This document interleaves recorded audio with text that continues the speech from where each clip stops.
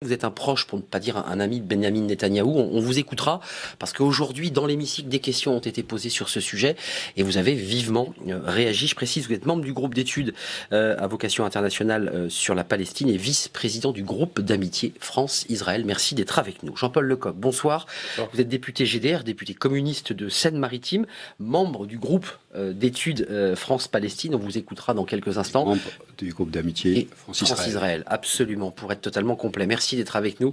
On vous écoutera évidemment sur cette situation en Palestine et en Israël. Jean-Paul Chagnolot, bonsoir. Bonsoir. Professeur émérite de sciences politiques des universités, président de l'Institut de recherche et d'études du Moyen-Orient, directeur de la revue Confluence. On va d'ailleurs voir cette revue. Voilà, consacré au terrorisme avec un S dans la forme de l'écriture. Le dernier numéro, oui. Dernier numéro, écriture inclusive, entre parenthèses. Israël-Palestine, la défaite du vainqueur, c'est votre dernier livre aux éditions Actes Sud. Merci d'avoir répondu à notre invitation. Voilà, ça c'est la une de votre livre. Et puis avec nous, Olivier Piton, bonsoir. Bonsoir. Vous êtes avocat, spécialiste des États-Unis. C'était intéressant d'avoir quelqu'un qui nous parle de Donald Trump. Peut-être allez-vous pouvoir répondre à la question qu'on se posait tout à l'heure sur sa stratégie. Les transgressifs au pouvoir, Emmanuel Macron et Donald Trump. C'est un livre que vous aviez fait aux éditions Plomb pour essayer de voir si des éléments communs à ces deux hommes qui avaient été élus presque au même moment. Voilà, qu'est-ce qui les rassemble, qu'est-ce qui les désunit. On parlera avec vous évidemment dans quelques instants de Donald Trump, mais d'abord retour évidemment sur cette décision, celle du président des États-Unis de reconnaître Jérusalem comme capitale d'Israël. Un coup de tonnerre, vous allez le voir, qui crispe une bonne partie de la communauté internationale. Regardez. Ils ne sont qu'une poignée, pavés à la main, à faire face à l'armée israélienne. Pour ce 5e jour de colère, le mouvement perd de son souffle après des violences et des affrontements qui ont coûté la vie à 4 Palestiniens et blessé plus de 1000 personnes. Un climat de résignation et d'impuissance semble régner face au statut de la ville sainte. Le coup de tonnerre est venu de Donald Trump. Le 6 décembre dernier, le président des États-Unis reconnaît Jérusalem comme la capitale d'Israël. J'ai donc déterminé qu'il était temps de reconnaître officiellement Jérusalem comme capitale d'Israël. C'est un pas qui aurait dû être franchi il y a longtemps pour faire avancer le processus de paix et pour travailler à un accord durable. Cette onde de choc dans le monde musulman s'étend au-delà des frontières, comme ici dans les rues de New Delhi, où des manifestants indiens brûlent cette effigie de Donald Trump en guise de protestation. La colère dans la rue et la mobilisation du côté de la diplomatie. Parmi les pays occidentaux à mener la charge contre la décision de Donald Trump, la France. Devant le Premier ministre israélien Benyamin Netanyahou, Emmanuel Macron clarifie sa position tout en soignant la relation franco-israélienne.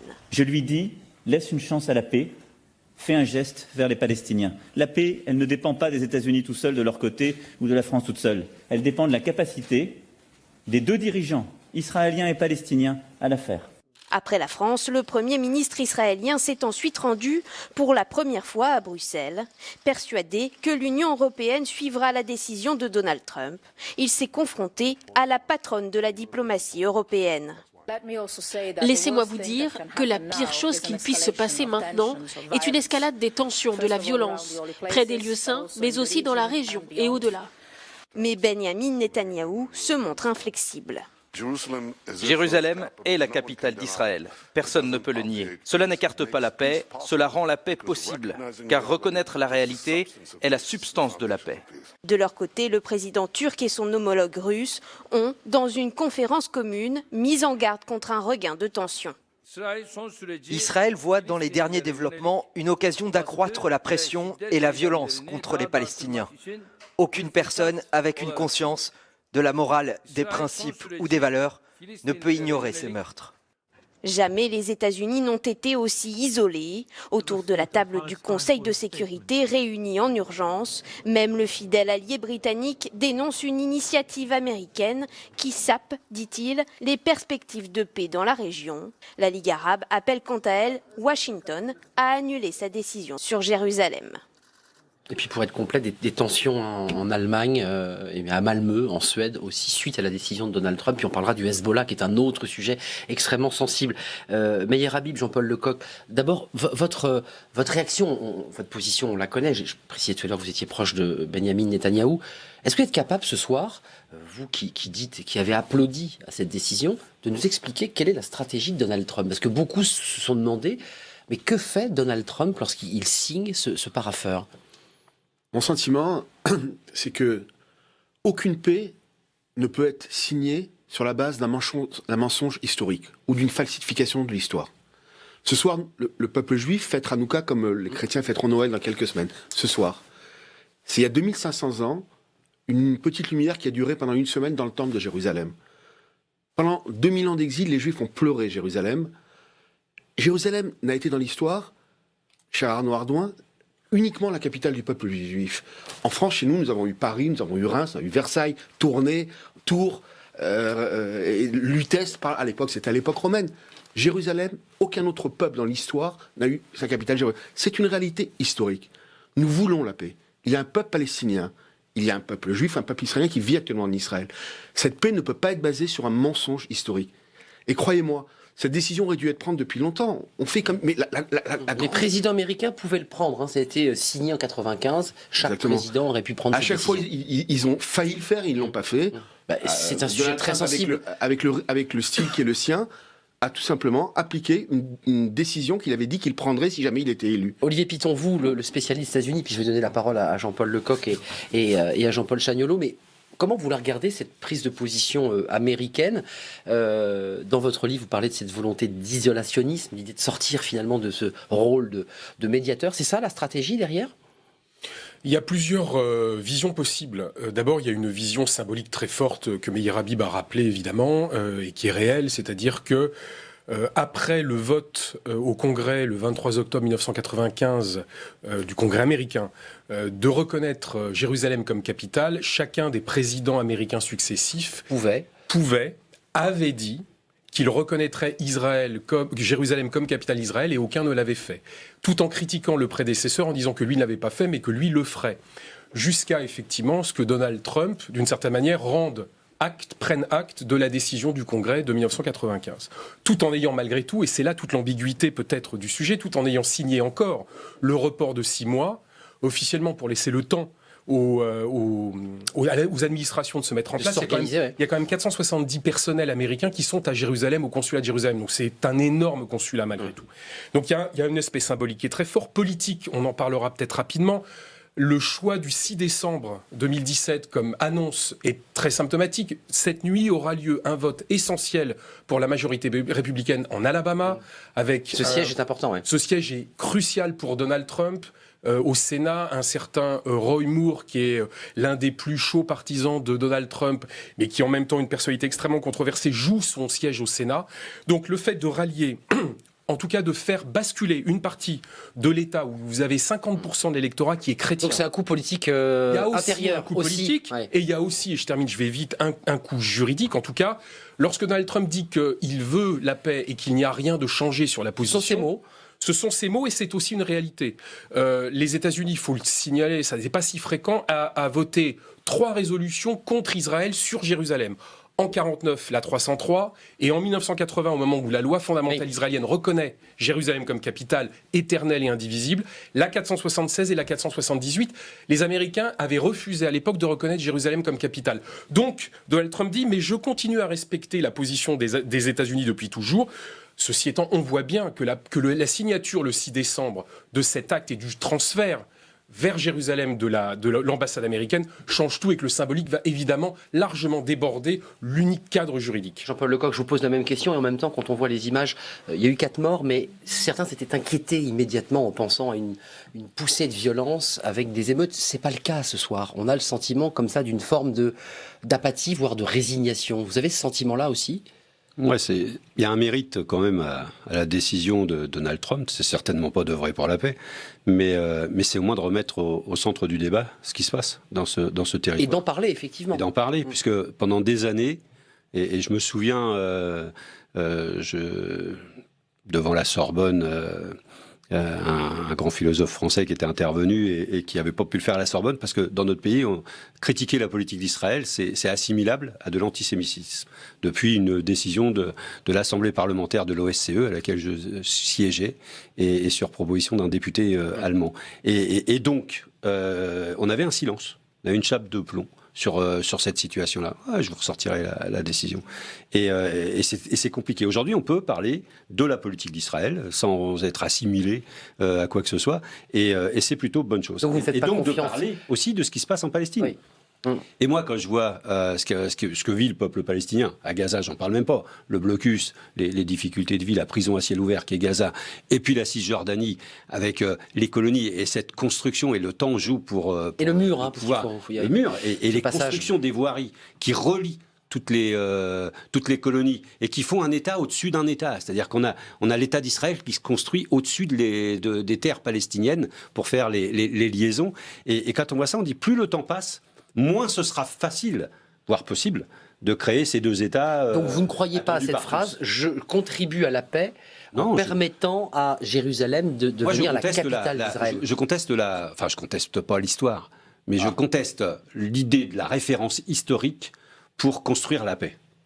Parce que si chacun utilise l'histoire des mouvements des pays dans le monde, pour faire la négation, je sais pas, la Corse pourrait dire qu'elle était italienne dans l'histoire, ou qu'elle était génoise dans l'histoire, et s'appuyer sur cette vérité historique pour modifier son statut. Aujourd'hui, il y a des règles internationales. Ça bouge encore, ça. Voilà, mais... je sais. Ouais. Et moi, je m'appuie sur les règles internationales en vigueur pour essayer de construire la paix. Et sur les règles en vigueur, pas sur autre chose, parce que sinon, on n'y arrivera jamais. Et donc, sur les résolutions des Nations Unies, et donc sur le travail des Nations Unies. Et c'est là-dessus que je m'appuie, pour qu'on puisse construire la paix et construire deux États. Et je pense qu'aujourd'hui, la question, c'est d'œuvrer pour ça. Et il y a un véritable enjeu. Jean-Paul Chagnollaud, l'histoire, puisqu'on a commencé le débat sur la signature de Trump, mais immédiatement, on est entré dans le débat historique sur la légitimité d'inscrire Jérusalem comme la capitale d'Israël. Quel regard vous portez, vous, à la fois sur ce choix de Trump et sur cette notion historique, puisqu'on est revenu 2500 ans avant Jésus-Christ sur cette petite flamme. Est-ce qu'il y a une légitimité historique ? Je crois qu'il y a, d'abord sur Trump, il est bien clair qu'il a en fait rompu avec la politique américaine. Il ne faut pas se raconter d'histoire, même si dans son discours, rien n'est complètement figé, effectivement. C'est-à-dire qu'il n'a pas donné de frontières, il a parlé de manière très générale. Mais si on regarde les derniers textes de droit international, c'est extrêmement clair. Et notamment, il y a une résolution que Barack Obama a laissé passer par une abstention. C'était le 26 décembre dernier, c'était il y a un an exactement, où on rappelait l'inadmissibilité de territoire par la force, et on demandait à Israël d'arrêter la colonisation. Donc c'est très clair. Et donc, ce qu'ils viennent faire, c'était forcément une rupture. Alors on peut toujours dire que c'est pas une rupture complète parce qu'il n'a pas indiqué les frontières, oui. Mais à ce moment-là, il aurait fallu qu'ils disent « Je reconnais Jérusalem comme capitale d'Israël à l'ouest, et je reconnais Jérusalem comme capitale de l'État de Palestine à l'est. » Alors là, oui, ça aurait été un geste formidable, parce que du coup, il y avait une réalité politique indiquée par le président des États-Unis et qui s'appuyait sur le droit international. Et sur une réalité finalement de population aussi. Deuxième chose, l'affaire de 1995, car effectivement, c'est une loi du Congrès. Je crois qu'il faut faire très attention, il faut contextualiser avant d'en venir à l'histoire. Et la contextualisation, en 1995, nous sommes dans le processus d'Oslo. C'est-à-dire, nous sommes à un moment où on peut penser, nous sommes quelques jours, enfin, avant l'assassinat par un extrémiste israélien de Rabin, qui a joué un rôle majeur dans les accords d'Oslo.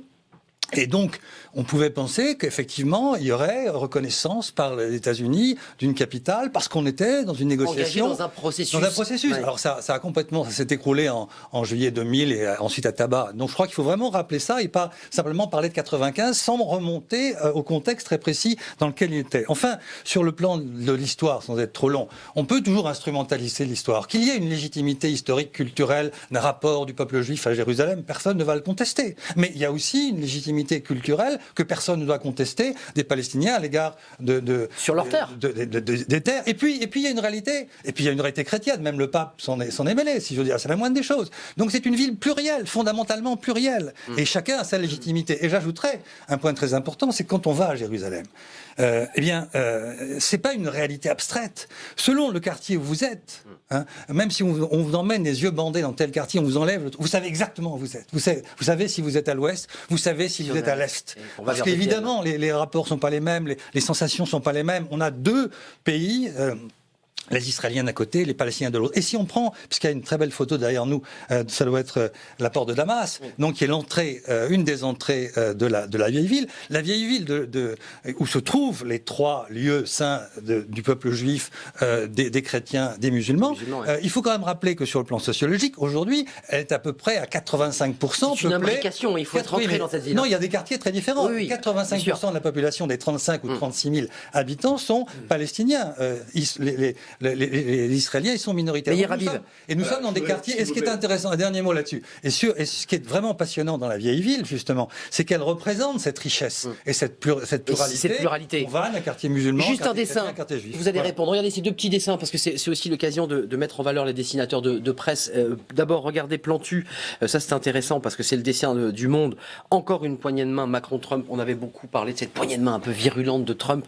Voilà, avec Benjamin Netanyahou dans la marionnette, comme une marionnette dans la main de Trump. Et puis ce dessin de Willem dans Libé, toujours ciselé. Voilà, regardez ce dessin terrible. Je crois qu'il faut faire très attention avec son chien. Ne mettons pas de l'huile sur le feu. N'oublions pas qu'on a eu 250 morts en France. N'oublions pas qu'à Toulouse, qu'à l'Hypercacher, les criminels ont évoqué le conflit israélo-palestinien. Ils ont commencé par les Juifs, il y a eu les journalistes, les policiers et tous les Français.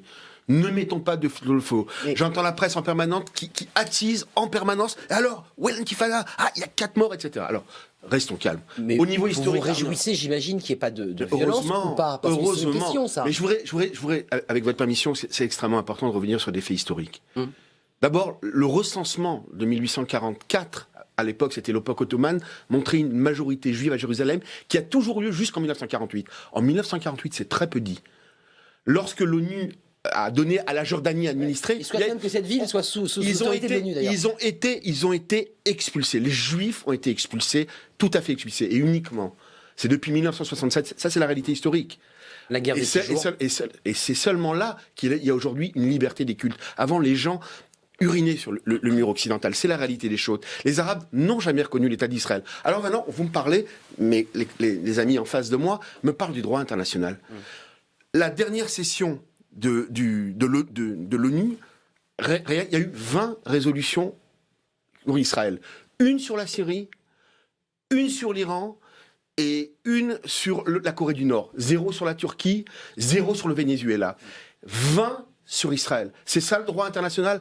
Les résolutions de l'UNESCO, qu'est-ce qu'ils ont dit? De faire le lieu le plus sacré du judaïsme, le mur occidental dit des lamentations. Avec au-dessus la mosquée Al-Burak.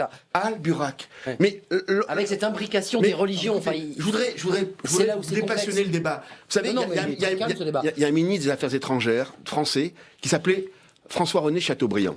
François-René Chateaubriand a écrit un livre extraordinaire en 1811, Itinéraire de Paris à Jérusalem. Et les gens ne savent pas qu'il a été ministre des Affaires étrangères. Et il dit, le peuple juif a assisté 17 fois à la ruine de Jérusalem, et rien ne peut l'empêcher de tourner ses regards vers Sion. Et il raconte comment il voit ce peuple qui, à travers les moments les plus difficiles, les pogroms en Russie, l'Inquisition sous Isabelle la catholique, dans le ghetto de Varsovie, a rappelé Jérusalem.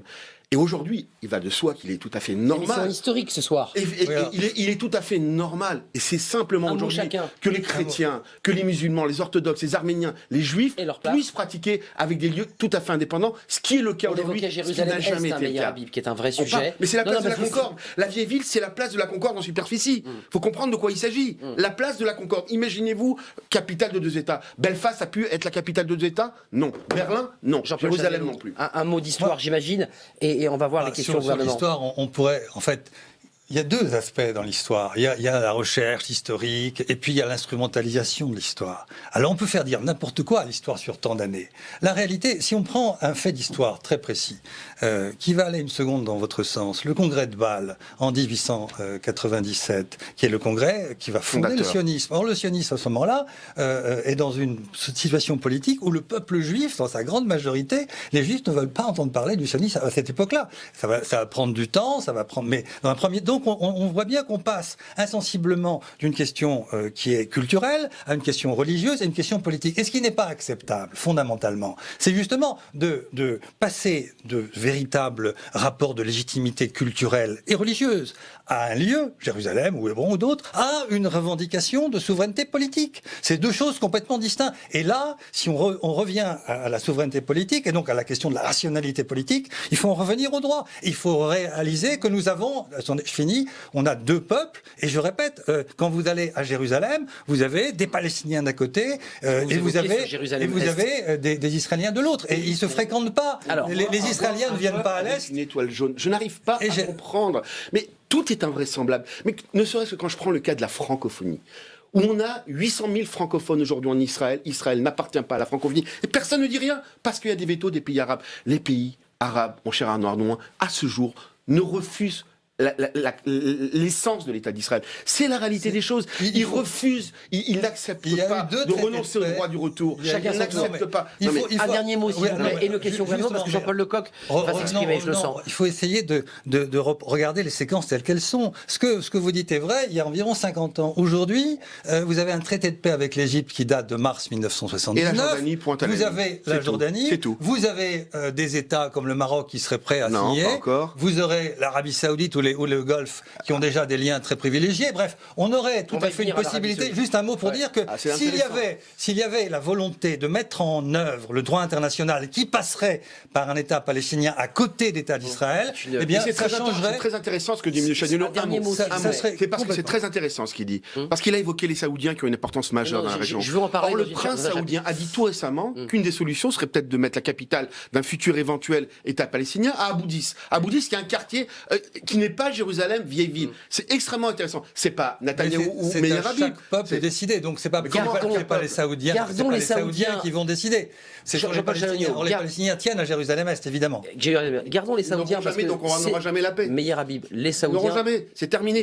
Oubliez, rayez. Jérusalem ne sera jamais. Pourquoi voudriez-vous que je raye quelque chose qu'il y ait aujourd'hui? Attendez, vous êtes en train de vous appuyer sur quoi en dernier instant? Sur la réalité historique, politique, militaire, factuelle, religieuse. Vous appuyez sur une armée. Car s'il n'y avait pas une armée légitimité d'occupation en Cisjordanie, à Jérusalem, occuper la Judée, un juif pour vous est un colon en Judée.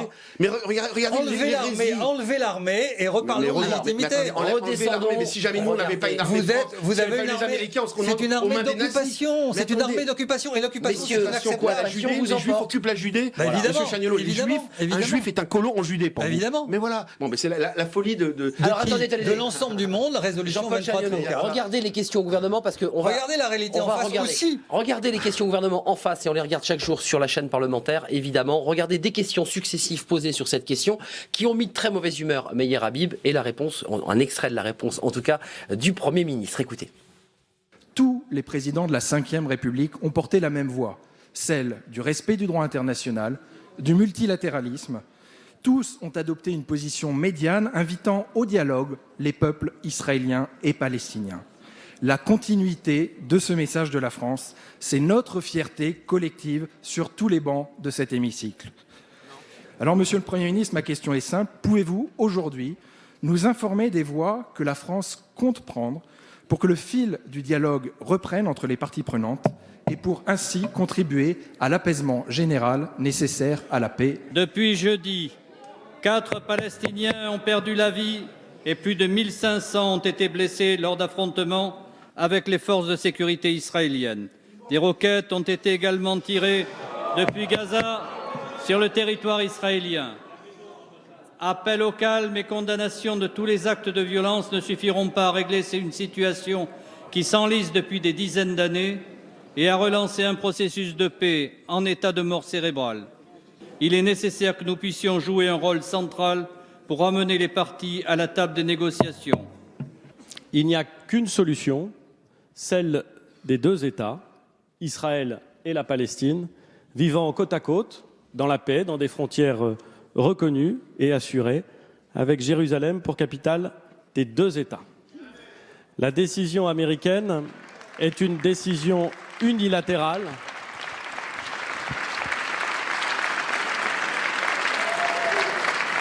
Elle n'engage évidemment que l'administration américaine. Au niveau du droit international, ce sont bien entendu les résolutions du Conseil de sécurité de l'ONU qui prévalent. Voilà, 2 questions. La Nouvelle Gauche et le vice-président de l'Assemblée nationale. Je peux me permettre de poser une question et vous allez intervenir. Comment vous regardez cette espèce de...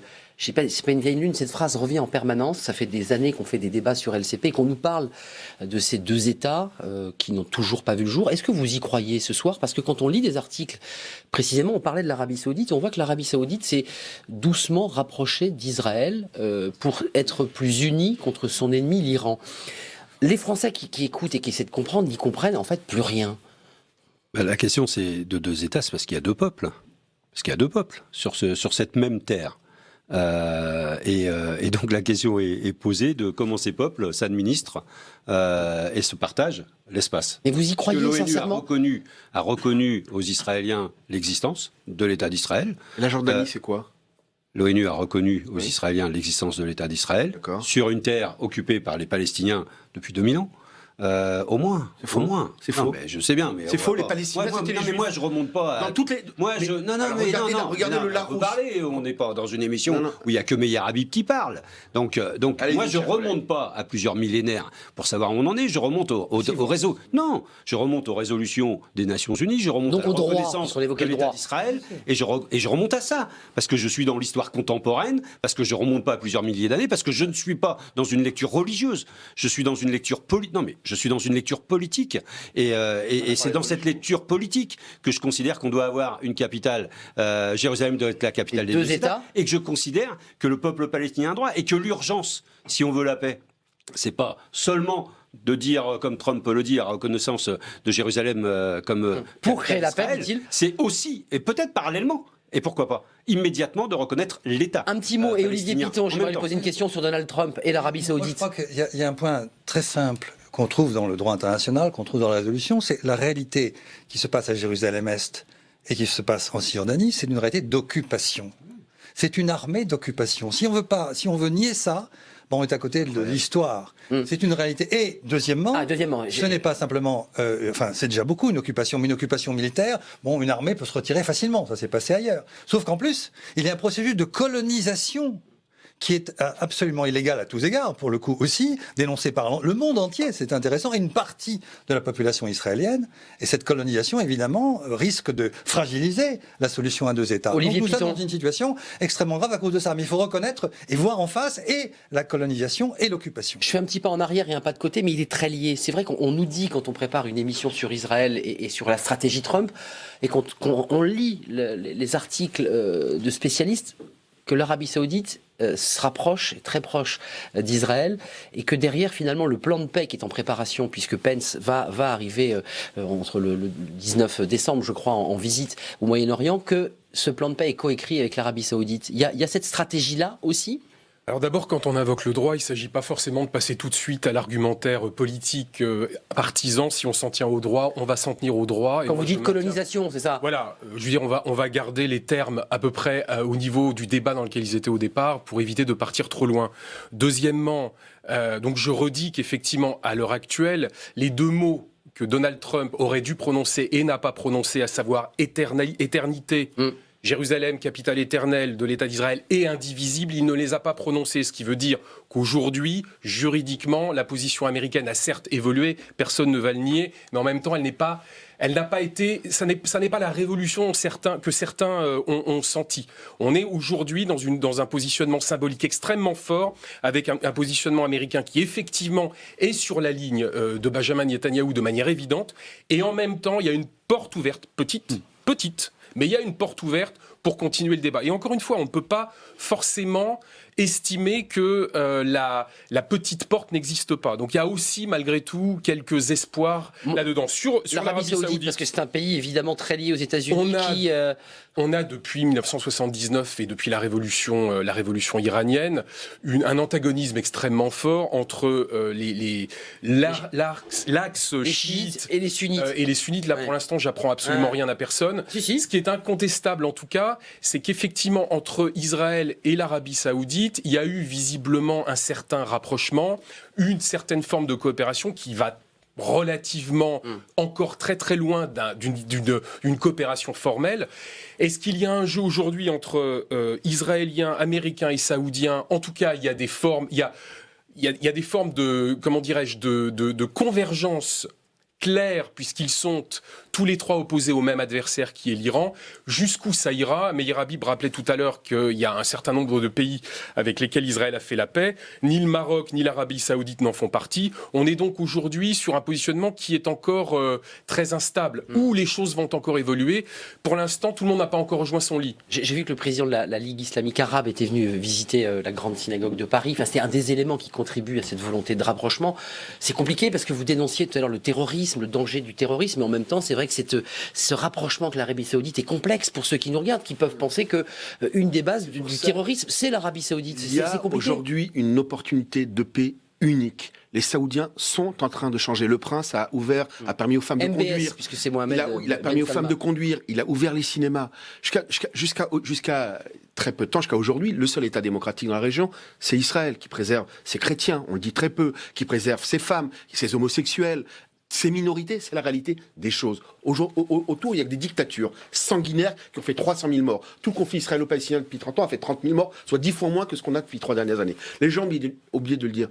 Ce qu'on oublie aussi tellement de dire, c'est qu'en 48, mais les Arabes n'ont pas accepté ces résolutions internationales. Le général Hussein, porte-parole du comité arabe en Palestine, a dit la ligne de partage proposée ne sera rien d'autre qu'une ligne de feu et de sang. Le 15 mai 48, Azam Pacha, secrétaire général de la Ligue arabe, disait ce sera une guerre d'extermination et de massacre du peuple juif. Mais nous, si vous permettez... Attendez, je voudrais juste terminer. Vous dites quoi, vous êtes une forme d'encerclement, quoi. Malgré ça, Israël, par la voix de Sharon à l'époque, est sorti, et c'était pas facile, à démanteler les implantations, ce que ces gens appellent des colonies, jusqu'aux dernières personnes, 9000 personnes, des cimetières déplacés, des synagogues détruites, 9000, c'est arrivé de nulle part dans l'histoire.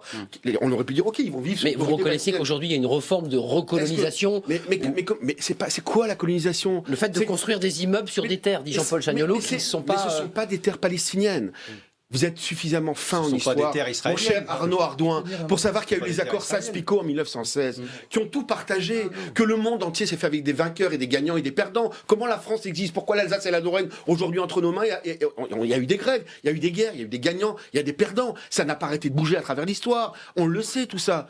Mais la réalité, c'est qu'historiquement, Jérusalem n'a jamais été la capitale d'aucun autre peuple, et en particulier du peuple palestinien. Nous sommes avec ils l'ont jamais revendiqué jusqu'en 67.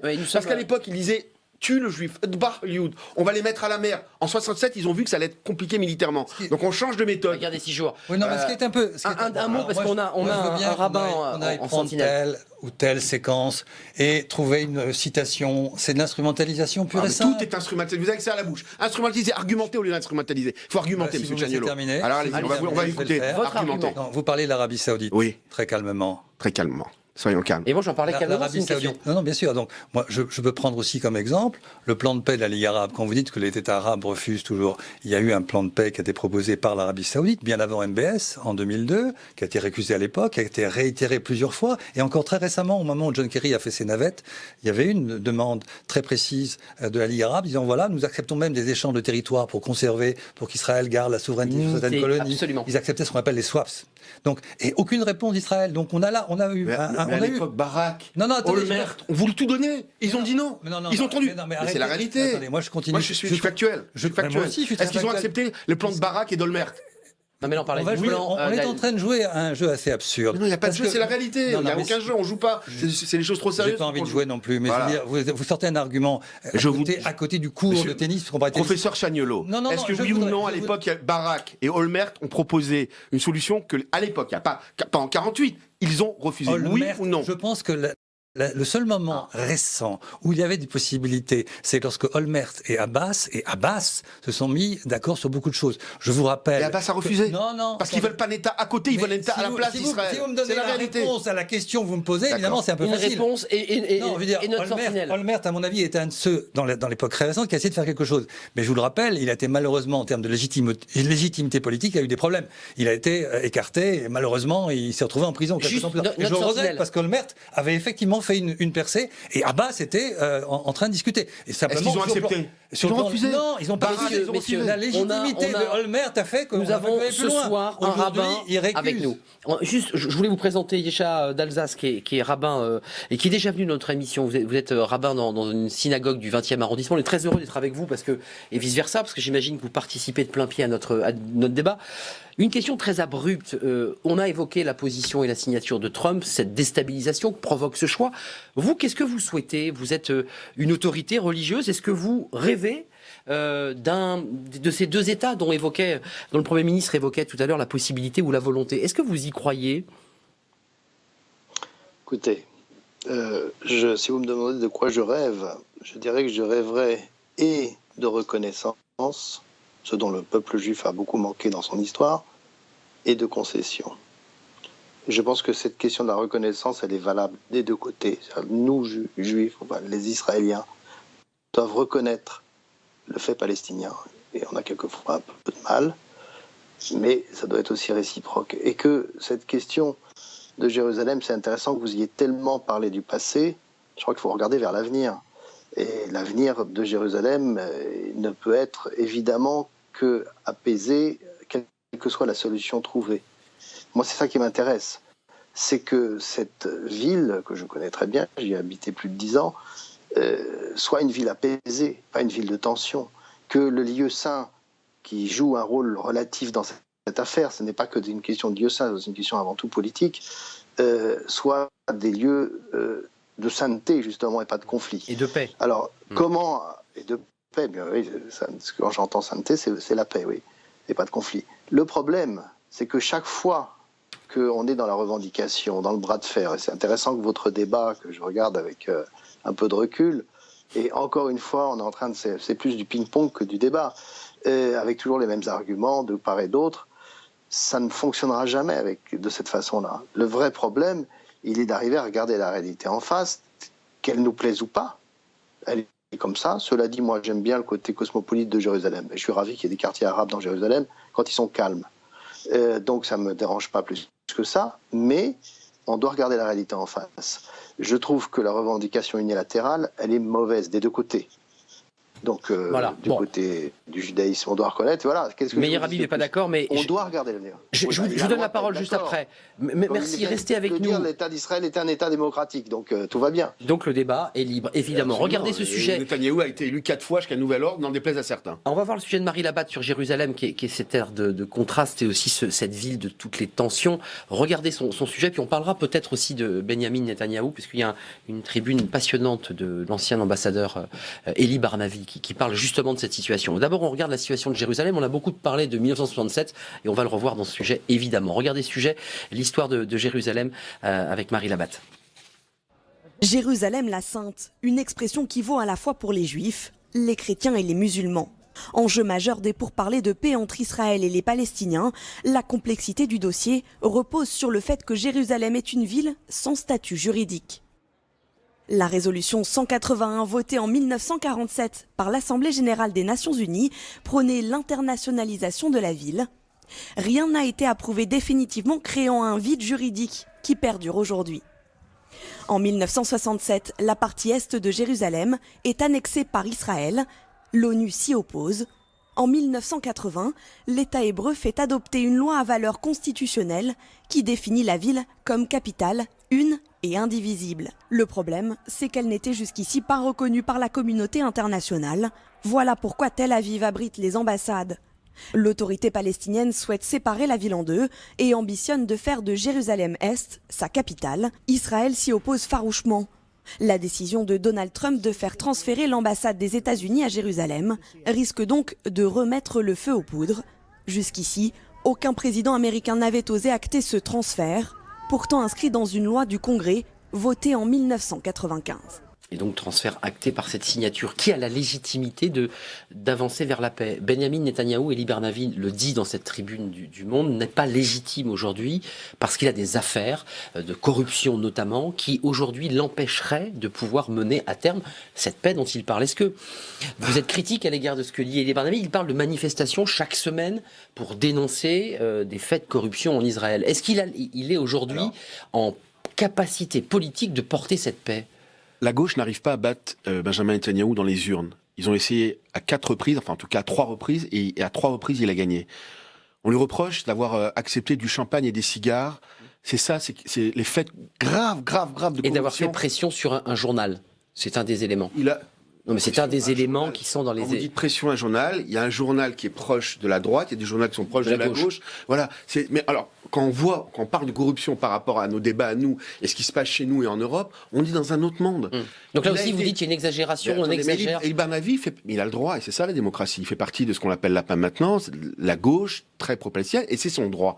Mais Benjamin Netanyahou défend les intérêts de l'État d'Israël. Emmanuel Macron, président de la République, défend les intérêts de la France. Et croyez-moi, ne prenez pas les Israéliens pour des abrutis, parce que c'est un vrai État démocratique.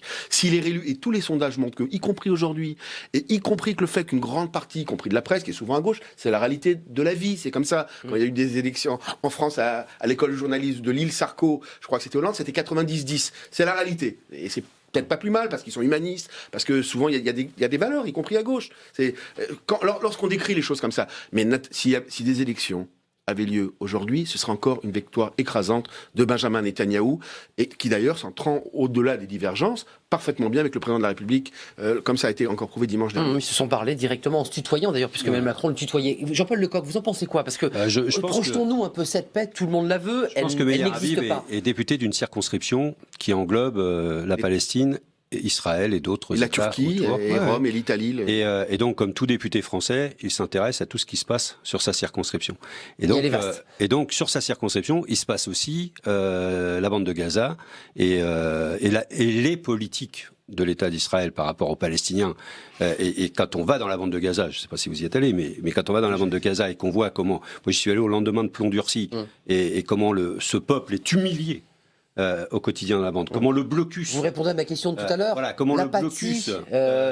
des accords qu'Israël est sorti de la bande de Gaza, mon père Jean-Paul. Oui, ils y sont retournés. Vous savez, ils y sont retournés pour l'opération Plomb Durci. Ils ont broyé... Mais parce que j'y suis allé. Ils ont broyé la bande de Gaza. Et Oudelmert m'a dit, en face, que le temps qu'ils reconstruisent ça, ça nous laissera un temps de paix. Mais qui est responsable moi j'appelle ça, non mais moi j'appelle ça de l'humiliation d'un peuple. Ce qui se passe en qui est en train de et d'ailleurs quand je dis humiliation, faut savoir que la communauté internationale s'était mobilisée pour reconstruire l'hôpital, notamment l'Assemblée nationale française, Bernard Accoyer, l'hôpital de Gaza, et donc mais que pour reconstruire à Gaza, il n'y a pas d'autre moyen que d'utiliser les matériaux et les entreprises israéliennes. C'est-à-dire que reconstruire Gaza avec 1000 camions par jour qui arrivent. Oui, mais c'est ça. Heureusement et donc cette situation, elle a profité à l'économie. Nous devons arriver à la paix. Oui, mais chacun doit faire des concessions. Les Israéliens sont sortis de la bande de Gaza. Créent une dynamique.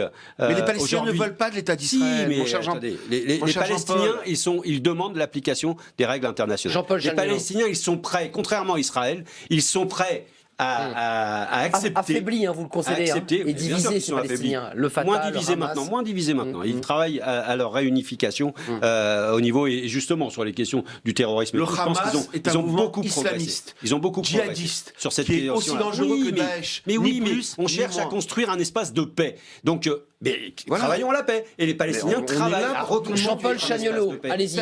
Et c'est ça la question. Et donc, il faut l'intégrer, cette dimension-là. Moi, je n'ai pas envie de prendre position sur le statut de Netanyahou. Ces questions, ça concerne... C'est de la politique intérieure israélienne, mais elles rejaillissent. C'est pas mon affaire. Par contre, ce qui peut être plus intéressant, c'est de voir quelles sont les forces politiques sur lesquelles ils s'appuient. Parce que nous sommes dans un système très particulier en Israël, qui est un système qui est fondé sur la coalition électorale, la représentation proportionnelle intégrale.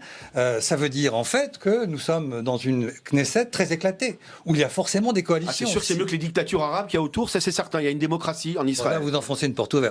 Ah d'accord. Okay. Donc oui, franchement. Donc en fait, on est dans un système où il y a difficulté de faire des coalitions, et par conséquent, quel que soit le Premier ministre, il est forcément lié à tel ou tel petit parti politique. Et donc des mouvements qui vous semblent dangereux, par exemple. Et évidemment, aujourd'hui, on a une droite et une extrême droite dont il a besoin actuellement pour garder sa coalition, et depuis plusieurs années, et on a un gouvernement de droite et d'extrême droite en Israël. Et c'est ça qui pose un des problèmes. Et aujourd'hui, on n'est plus du tout dans la question de savoir s'ils veulent faire la paix ou pas. Une des questions posées, et on va le voir dans les prochains mois, parce que évidemment l'élection de Trump renforce ces courants-là de droite nationale religieuse un peu messianique, c'est l'annexion de certaines parties de la Cisjordanie. Et donc on est très très loin de la volonté de faire une paix. Et quand on dit la paix, il faut que ça soit une paix juste et équilibrée, et pas une paix israélienne ou américaine qui imposerait quelque chose avec des annexions et en écrasant un autre peuple. Un dernier mot, un seul, c'est dire que tant qu'il n'y a pas une véritable volonté de reconnaissance de l'autre mutuelle, c'est pas la peine d'aller plus loin. Or aujourd'hui, clairement, Netanyahou et sa coalition n'en veut pas. Mais Rabib, juste un mot, parce que Olivier Piton voulait prendre la parole. Tout à l'heure dans l'hémicycle, on vous a entendu vous exprimer, dire Philippe Vigier, vous avez même mis la main sur l'épaule parce que vous étiez emporté. Qu'est-ce que vous avez dit exactement quand le Premier ministre... Jamais. J'ai dit jamais 2 États Israël. Non, pas du tout. J'ai dit jamais Jérusalem ne sera la capitale de 2 États. Ça n'a rien à voir. Jérusalem, si quelqu'un veut la paix, c'est le fond de la question. De grâce, pour vous, c'est le préambule à la paix. Changeons de logiciel. Ça fait 30 ans, 50 ans qu'on est en train de se planter. Alors, soit on change de logiciel et on arrive peut-être à la paix. Est-ce que ça vous embête de dire que Jérusalem n'est seulement la capitale du peuple juif? Elle n'a jamais été la capitale palestinienne. Ne serait-ce que cette mini-concession. Vous ne pouvez pas savoir comment... Je connais mieux que Netanyahou, peut-être que des 99,99% personnes des gens. Il est pragmatique. Il est y compris prêt à des concessions, y compris douloureuses. Mais arrêtons de penser que cette conflit est uniquement une question de territoire. Il n'y a aucune colonie chez nous lorsque les gens ont tué à Saint-Quentin du Rouvray, à Paris, à Berlin, à Nice. Le 14 juillet, on a massacré. Mais permettez-moi, mais c'est la réalité. Monsieur le député, vous mélangez tout. Mais je ne mélange pas.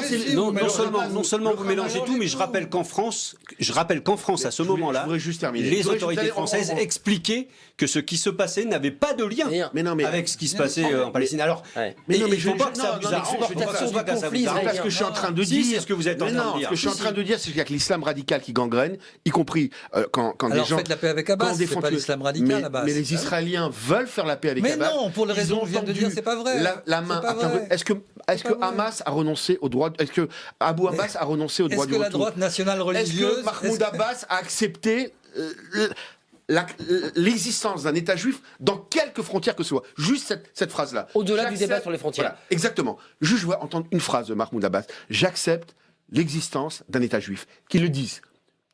Juste cette phrase. Dans n'importe quel il y a eu tout le... Yasser Arafat l'a déjà dit, les Palestiniens l'ont déjà dit. Jamais. Ah non, vous n'êtes pas au courant. Jamais. Ils refusent de le dire. Ils acceptent l'État d'Israël. Si je vous dis que c'est encore de l'instrumentalisation, vous allez me dire. C'est la traduction après. Non. Ils veulent le droit du retour. Avec 3 millions de Palestiniens, ils veulent. Il y a un État palestinien qui existe qui s'appelle la Jordanie parce que la Jordanie est peuplée à 70% d'États palestiniens. Monsieur le député, c'est faux. C'est faux. C'est faux. Chagnolo. C'est faux. Vous devez savoir qu'avant 1923. Non, mais là vous dites. Non, mais attendez, quand vous dites le droit du retour. D'accord, je vous laisse terminer. Après, je répondrai à votre remarque. On va vous en faire tourner la parole. C'est intéressant au niveau historique. Mais j'aimerais répondre. Avant 1923, il y avait la Tran et la Cisjordanie, ça faisait ce qu'on appelle le Grand Israël. Il y a eu l'émir Abdallah qui a reçu qui était un cadeau de Winston Churchill, qui était à l'époque ministre des colonies.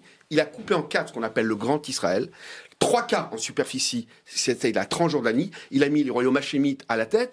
Et le quart restant, ça a été l'ouest du Jourdain.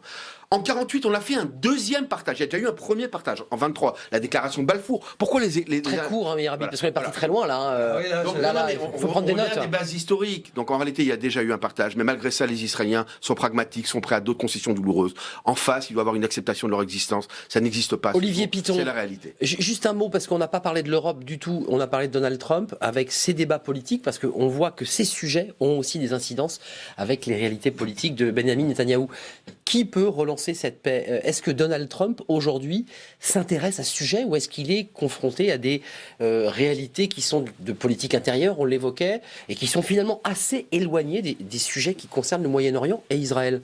Le titre de votre émission, c'est Donald Trump souffle sur les braises. Et c'est très intéressant parce que ça va peut-être faire le pendant, effectivement, avec les discussions qu'on vient d'avoir sur Netanyahou. L'une des principales raisons du vote, de la décision du 6 décembre 2017 par Donald Trump de la reconnaissance de Jérusalem comme capitale d'Israël, c'est d'abord de la politique intérieure. Et c'est là-dessus qu'on peut retrouver... C'est terrible. Et c'est la réalité... Assez souvent avec les Américains, malgré tout, ça ne signifie pas qu'il y a une gémelléité entre des Palestiniens la droite aussi israélienne et la droite américaine. C'est une évidence et le nier serait faux, évidemment. Il y a... ce qui est très amusant chez les Américains, c'est que l'opinion publique a basculé bien plus rapidement que les hommes d'État. C'est-à-dire que le vote de 1995, donc le vote du Congrès américain, a été très massivement voté, aussi bien par la gauche, par les démocrates. Dans le contexte d'Oslo dont on parlait tout à l'heure, pour le remettre dans le contexte. Qu'effectivement vous avez rappelé avec raison. Mais on était à 43 ou 44 sénateurs. Excusez-moi, 93 ou 94 sénateurs sur 100, c'est-à-dire la quasi-totalité, et quasiment 574 membres de la Chambre des représentants sur 545 qui ont voté en faveur de Jérusalem. Majorité. Donc il n'y avait pas de débat, il n'y a pas eu un clivage gauche-droite. Dans le contexte d'Oslo. C'est-à-dire arrêt des colonies, etc. C'était tout ça le contexte. Alors absolument, il y avait quand même une liste assez contraignante. Monsieur Lecoq a raison et ça me permet de pousser le truc un tout petit peu plus rapidement loin. Parce qu'il nous reste 2 minutes. Rapidement. Quand je disais que l'opinion publique américaine avait évolué beaucoup plus rapidement que les dirigeants américains, c'est qu'on l'a vu, les dirigeants américains avaient à chaque fois, lorsqu'ils étaient en campagne électorale, candidats à la présidentielle, annoncé qu'ils allaient transférer la capitale, ils ne le faisaient jamais. L'opinion publique américaine, aujourd'hui, après la décision politique de salue ce choix. Salue ce choix. Il y a une forte majorité de l'opinion politique américaine. Et démocrate, absolument. Y compris du côté des démocrates. Et vous avez, et même du côté des Israéliens, pardonnez-moi, lapsus, du côté de la communauté juive américaine, vous avez l'EPAC qui évidemment salue la position de Donald Trump, mais d'un autre côté, vous avez l'Anti-Defamation League qui est beaucoup plus réservée, qui est également extrêmement puissante, et même du côté des chrétiens, vous avez le National Council of Churches qui est le regroupement des 38 grosses congrégations qui sont en faveur de ce qu'a fait Donald Trump, mais vous avez le Liberty Council qui lui est en revanche également très représentatif et qui est plus modéré. Jean-Paul Chagnolo. Ceci étant, et en un mot, l'opinion publique a basculé depuis longtemps aux États-Unis et Donald Trump, d'une certaine manière, a pris acte. Le temps file, c'est un débat passionnant, mais le temps file. Pour conclure. C'est quoi, 1 heure à peu près? Vous avez 4-5 heures avec un plateau repas. Allez-y. Donc, juste une remarque. Je pense qu'effectivement, c'est une décision de politique intérieure. On n'a pas parlé des chrétiens évangélistes, c'est fondamental. Il était en train de gagner peut-être l'élection présidentielle de 2020 en faisant comme ça. Ça, c'est le premier point. Deuxième point, je crois qu'il se moque complètement de ce qu'il peut avoir comme implication internationale et qu'on va en voir d'autres. On a une première séquence avec le climat. C'est quand même détricoter quelque chose de fondamental et je pense qu'on va très, très bientôt voir d'autres séquences du même type. Et pour revenir à la question israélo-palestinienne, je pense qu'on n'en sortira jamais, surtout avec nos arguments qu'on a évoqués, tant qu'il n'y aura pas des reconnaissances de l'autre. Et je crains fort que le gouvernement... Bien sûr, la reconnaissance de l'autre, mais véritablement. Et quand on nie qu'il y a colonisation ou qu'il y a occupation, on n'est vraiment pas sur le chemin de la reconnaissance de l'autre. 10 secondes chacun. La paix, elle est proche selon vous? On espère évidemment la paix, on rêve de la paix, mais il ne faut pas surtout rentrer dans l'utopie. On a un monde qui est beaucoup plus douloureux, on l'a vu avec ce qui s'est passé.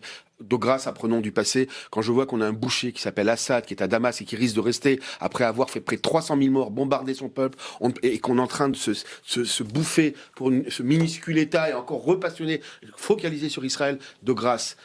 Merci. Oui à la paix, mais non à l'utopie. Un mot, oui à la paix, vous y croyez? Oui à la paix et d'urgence la libération de Salah Hamouri, parce que ça contribuera aussi à la paix, et d'urgence à la reconnaissance de l'État palestinien, parce que ça mettra les deux États à égalité pour discuter de la paix. Merci. Oui, à l'utopie du droit. J'aurais voulu dire un mot sur Salah Hamouri, mais Salah Hamouri, c'est un autre débat, puisqu'une délégation avait été interdite, puisqu'on ne l'a pas précisé, de pouvoir aller visiter ce prisonnier. Merci, c'est un point important, mais je sais, le débat se termine. Merci Olivier Piton, on a vu votre livre chez Plon sur ce...